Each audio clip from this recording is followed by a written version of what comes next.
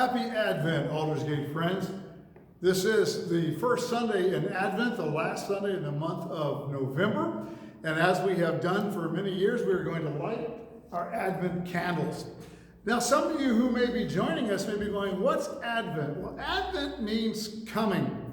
And so in the season of Advent, which is the 4 weeks up or prior to December the 25th, it is a remembrance of the coming of the Messiah, the coming of our Lord, which we celebrate on December the 25th. Advent is a tradition that I have loved since I was a child. I don't remember us lighting the Advent candles when I was still a member of the Evangelical United Brethren Church, which merged with the Methodists in 1968 and became the United Methodist Church. But I remember when Lynn Haver became our pastor at Hope Church in South Sacramento, that during the Christmas season, he would decorate the communion rails with white Christmas lights, the C9 bulbs. They were all solid white. And as the years went by, he was there with us for 7 years, he'd wrap them in green garland. When Neil Neuenberg became the pastor in 1977, those white lights changed to multicolored lights. And I got to admit, being a fan of multicolored lights, I enjoyed those so much better. But the centerpiece was not the candles on the communion rails. The centerpiece are the candles of the Advent wreath. You will notice there are 3 candles that are purple and 1 that is pink. The pink one is lit on the 3rd week. The pink one either represents joy or it represents Mary, depending on which tradition that you do when you light the Advent candles. I always thought it'd be really neat to have Advent candles at home. I've known some families that do.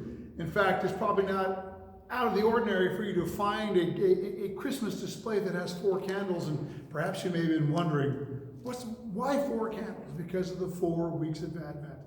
We remember the first coming while we await the second coming. And this week, on the first Sunday of Advent, we have Diane Evans and Larry Ducommun who are going to light the first Advent candle for us. So let's be blessed on this, the first Sunday of Advent.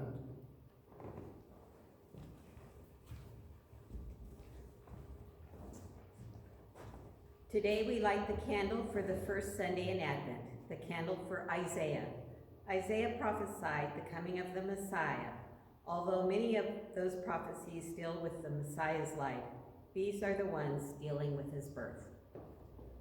Isaiah 7, verses 13 and 14. Then Isaiah said, "Hear now, you house of David. Is it not enough to try the patience of men? Will you try the patience of God also? Therefore, the Lord will give you a sign. The virgin will be with child and will give birth to a son, and will call him Emmanuel."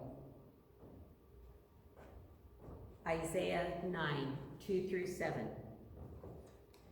The people who walked in darkness have seen a great light. Those who dwelt in a land of deep darkness, on them has light shined. Thou hast multiplied the nation, thou hast increased its joy. They rejoice before thee, as with joy at the harvest, as men rejoice when they divide the spoil. For the yoke of his burden and the staff for his shoulder, the rod for his oppressor, thou hast broken as on the day of Midian. For every boot of the trampling warrior in battle tumult, and every garment rolled in blood will be burned as fuel for fire. For to us a child is born, to us a son is given, and the government will be upon his shoulder, and his name will be called Wonderful Counselor, Mighty God, Everlasting Father, Prince of Peace. Of the increase of his government and of peace there will be no end, upon the throne of David and over his kingdom, to establish it and to uphold it with justice and with righteousness from this time forth and forevermore. The zeal of the Lord of hosts will do this. Isaiah 11, verses 1, 2, and 3.